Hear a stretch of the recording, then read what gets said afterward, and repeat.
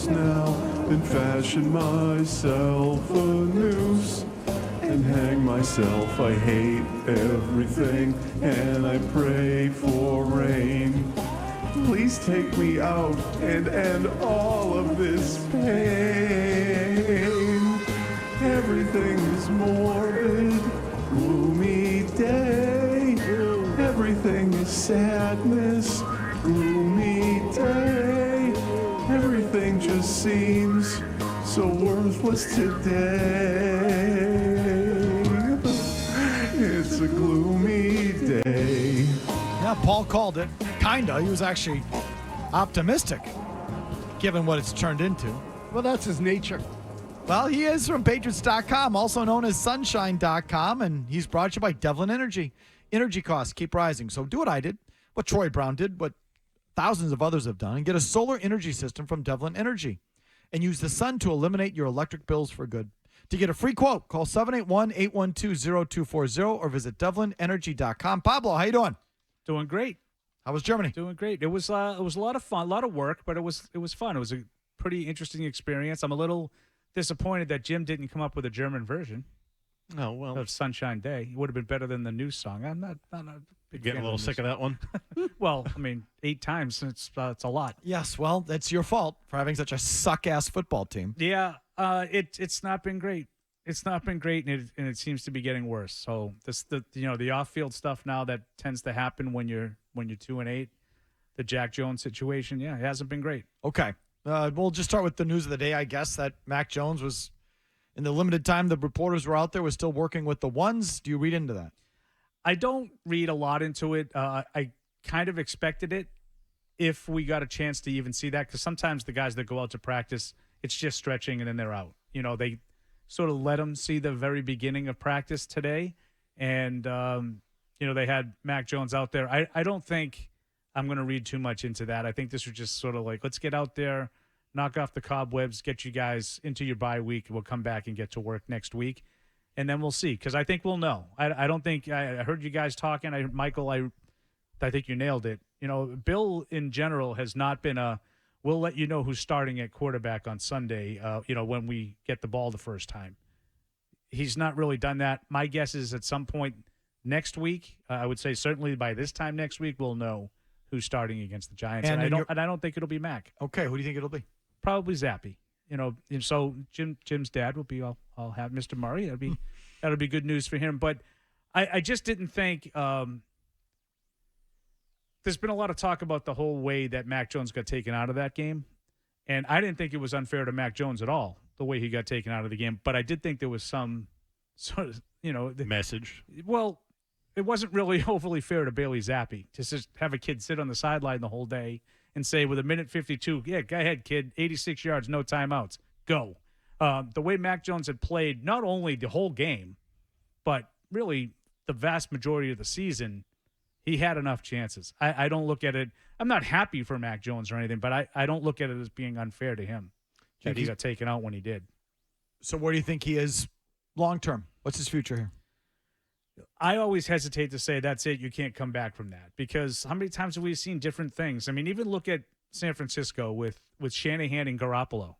Remember, was it last year? He was sort of banished to work out on his own. He was on the team, but he wasn't allowed to be at training camp. And then 5 weeks later, he's the quarterback of a team with Super Bowl aspirations. So these things can change in a hurry. My gut feeling is that Mac Jones might start some more games for the Patriots this year. I don't think he'll ever be their starter, per se. Again, I don't. That's my feeling now. Things can change. Don't you think it'd be better off for him if he didn't play this year, Paul? Probably, and I think it sort of raises an interesting question, is exactly what you're trying to do. Right now, I don't think Mac Jones gives you the best chance to win. I just look at a guy who is mentally, physically, and emotionally drained and battered. And we can get into all kinds. I heard you guys a little bit yesterday, in between Tony taking rocket shots at me. I heard all the stuff you guys were talking about, the blame pie with, is it Mac's fault? I mean, ultimately it's Mac. I was surprised to hear everybody put it more on Bill. I mean, I'm not saying that the team has done everything right along the way. I think two things can be accurate, but Mac Jones has not played at a level that he needed to play, and that started halfway through his rookie year. And then all the things that the Patriots did wrong, Mac Jones didn't handle any of them well. So I think this is a combo platter of really the wrong things to do with a young quarterback. 617-779-0985. Where do you think we are with Bill Belichick? That one's a little bit tougher for me because of the track record and because of all the winning. But I think if you're asking me today, just my opinion, and this is not, don't start, no Apple Watch for you. Start what? Start reading Headline. into the high-ranking member of the organization says. But if you're asking me, I feel like this is going to be it for Bill. I think it's gonna end at the end of the season. They'll make some sort of announcement. I think Gary Myers had an interesting piece over the weekend. That sounds right to me, kind of a mutual parting of the ways. Try to save face on both sides, something like that. I kind of hope it's something like that, so it's not ugly and we don't have to deal with the kind of fallout from that from professionally for us. That's tough for us to have to deal with. But I think this will be it for Bill. Here, I don't know about his career. Where do you think it's all gone wrong? It's a good question, but I think the number one thing I would point to is they just have drafted so poorly consistently over the last 8 to 10 years. And I think that's where they really did a great job throughout the 2000s of identifying what they were going to lose a year or two before they were going to lose it, and then drafting and developing someone to replace him. It was always like Nate Solder the year before Matt Light was going to retire, stuff like that as an example. And I just think they've had too many misses, Mike. Look at those second-round defensive backs.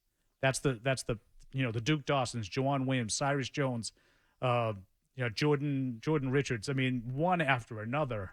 Second-round picks. Second-round picks should be players for you. And not only they've missed on so many of those picks, but the ones that have been okay, they haven't been able to retain. So no one's getting a second contract. There's no sort of solid middle of that roster anymore. It's either veteran free agents like Matthew Judon that have worked, Hunter Henry, that have worked, or just young, unproven guys that you don't have any idea about. There's nothing that they can rely on, to sort of prop it all up in the middle. And they used to pride themselves on that. Remember that? That solid middle class. Of course. Yeah. In fact, they would argue that was the whole reason for their success. It was such bull crap. But don't you guys feel like those are the guys that should be on their second contract? Yes. We're going to re-up Mike Vrabel after he worked out as a free agent. We're going to keep him here because he's part of the future. That kind of guy, they just don't have enough of those anymore. And the roster is what it is. They're not losing because they're underachieving in most parts. Now, Sunday might be an example of a game that they just handed away. Like you can't go 0 for 4 in the red zone. Paul, do you believe that there are reports out there that it's already basically decided or known where Bill's going or who the candidates are? Do you believe that? Yeah, I think that's interesting. No, I don't believe that. I don't believe this is all a done deal in terms of what Bill's going to do moving forward. I kind of think, he's not going to be the Patriots coach. That's my feeling. But I don't think that, I don't think that he knows what he's doing next year yet, and I don't think anybody has reached out yet. Okay. How about this report, Mike Sando in The Athletic? So I was going to ask you, how much of it do you think this is coaching? Obviously, everyone starts with the draft. I think that's, all due respect, obvious place to start.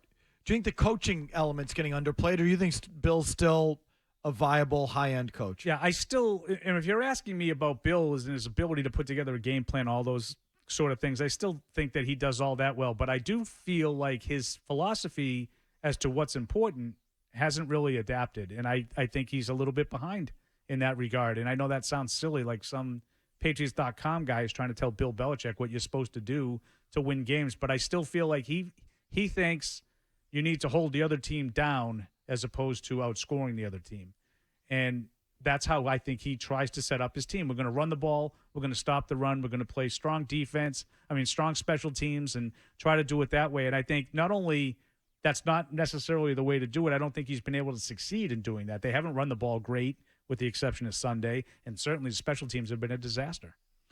Mike Sando in The Athletic reports the following about Bill Belichick as just the coach going forward. He says Belichick is a Hall of Fame coach, but it's getting tougher to make a case for him, or to make a case for asking him to implement a plan for Williams. I would tend to believe, I think he means Caleb Williams. Belichick bucked convention with his hiring of offensive coaches in 2022 and was criticized for it even before the disastrous results that followed. He has failed to arm Mac Jones with sufficient weaponry. This was obvious at the time and remains obvious now. Quote, offensive coordinator Bill O'Brien is qualified to develop the quarterback and call the plays. But in order for these guys to get into a flow, Bill Belichick may have to relent on overriding the play calls, which he obviously does. A coach from another team said, setting examples when New England played conservatively in 2-minute situations. It's not better when you have a play caller and a quarterback coach and assistant quarterback coach and senior offensive advisor like Carolina has. I just think Bill's overrides are an issue. So an opposing coach says it's obvious that Bill Belichick overrides Bill O'Brien on play calls, particularly in 2-minute situations. Your thoughts?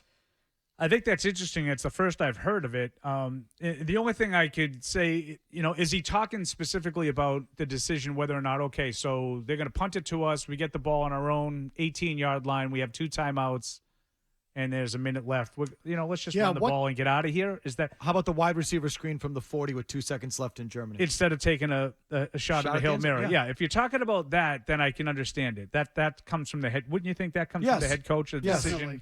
We're going to run the ball here. We're just going to get into half. But to me, overriding play calls is a different thing, the way he says that. So, in other words, Bill O'Brien's wanting to take a shot on 3rd and 6, and Bill's saying, no, let's just run the ball on 3rd and 6. That, to me, is overriding a play call as opposed to what you're going to do. I think the second thing is a lot less serious. I understand what you're saying. Yeah, the part if you're just deciding we're going to get in, be conservative, take a knee here and let's get out. Take a knee. Yeah. That's a lot less serious than flat out overriding the play calls of the offensive coordinator. Mike, what game was it when they had the 30 seconds and the timeouts at the end of the half? Remember that? There's been a couple of instances that I thought they were eerily conservative. Yeah. All right, so maybe that's that.